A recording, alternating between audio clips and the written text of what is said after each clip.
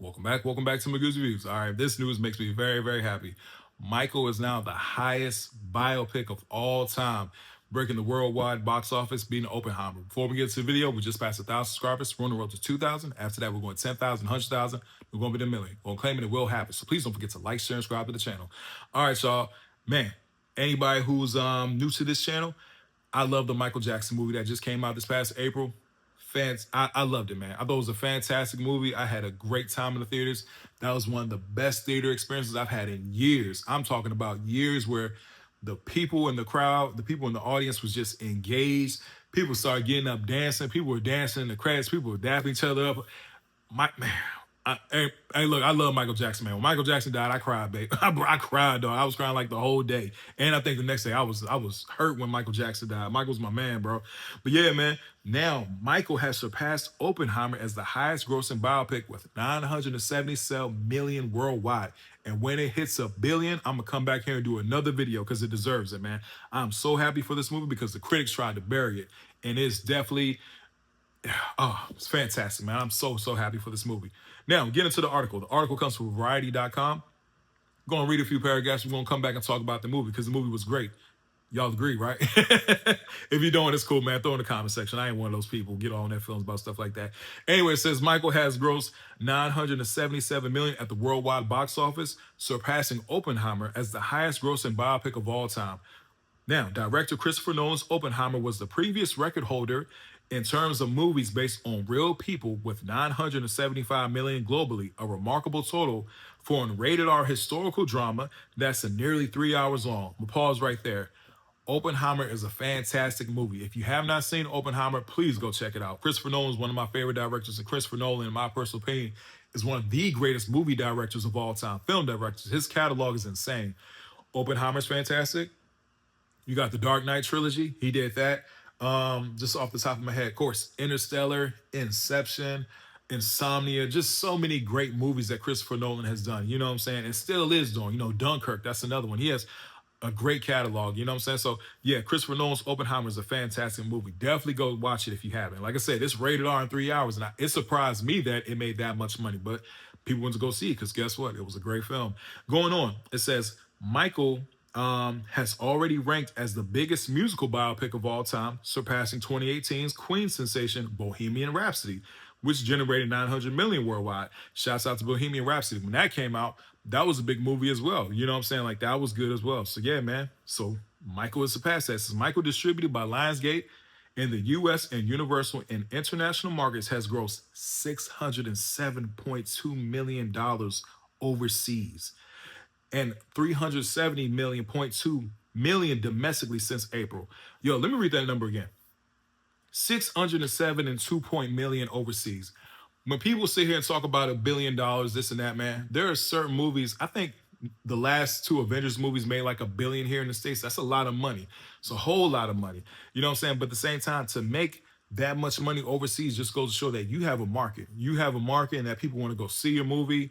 Race, creed, color, doesn't matter. 607.2 million overseas is a lot of money. That's a lot of money. And that just goes to show that this movie has legs. This movie has legs and it has high replay value because people are going to check out this film. Going to continue on. It says the movie opened to 97 million domestically. I was hoping it was going to hit 100. And 217 million globally, shattering the opening record for a musical biopic set by 2015 Straight Outta Compton. Another good movie, 60 million.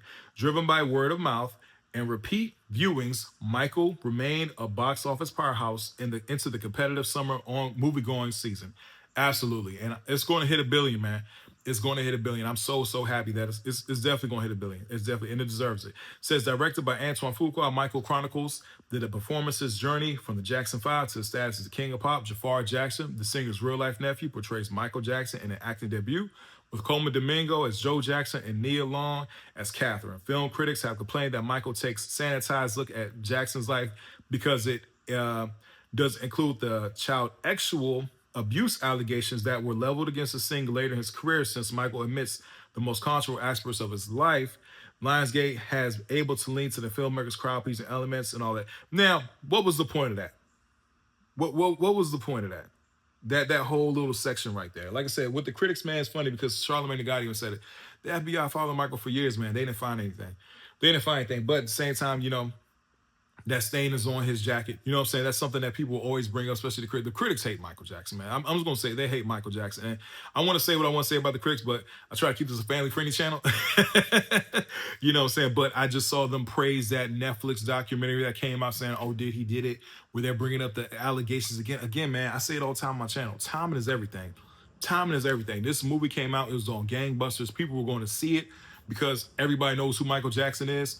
People were going to see this movie. You know what I'm saying? And then next thing you know, Netflix got this documentary coming out. Just anyway, man, continuing on. It says among the records, Michael and Lionsgate's highest grossing film of all time surpassed 2013's The Hunger Games Catching Fire, 865 million, not adjusted for inflation, right? So now I do believe that there will be a sequel that goes into those allegations because they did film a lot more. There's a lot of footage on the floor because I seen the Dangerous Era Michael. Dangerous Era had, Black or White, Remember the Time, so all those hits on there as well. You know what I mean? And of course, leading into all that stuff. So I definitely believe that there will be there's definitely going to be a sequel. There's definitely going to be a sequel to Michael, and I expect it to make just as much money. You know what I'm saying? So yeah, man, I'm very, very excited. I'm very happy that this movie is now the highest biopic of all time. That's so cool to me, man. It deserves it. It deserves it. It's a very good film, and like I said, man, when you make a good movie, the fans are still going to show up. And the way it ended in a certain era. You know what I'm saying? So that's why I'm like, yeah, they left a lot of room for a sequel. It was very smart how they did it, and I'm very, very happy. Again, man, when it hits $1 billion, I'll be here to do a video. Anyway, excuse me. Please don't forget to like, share, and subscribe to the channel. Tell me what you guys think about the Michael movie. If you have seen it, what was your favorite part in the movie? You know what I'm saying? Put it in the comment section. Like I said, it has been out since April, so you know what I'm saying? Spoilers, you'll be fine. Like everybody knows the Michael story. It's nothing really crazy as far as spoilers goes. You know what I'm saying? Yeah, Janet wasn't in it. I don't think Randy was in it. I don't remember seeing Randy. I don't think Janet was in it. So there were certain siblings, Rebe, I don't think she was in it as well. So there were certain siblings that the three of them weren't in it, but the rest of them, like Latoya, Jermaine, Jackie, Tito, Marlon, they were in the film, but the other three, they weren't. So yeah, tell me what you guys think about this in the comment section. Hope everybody has a blessed day, and I'll see y'all soon.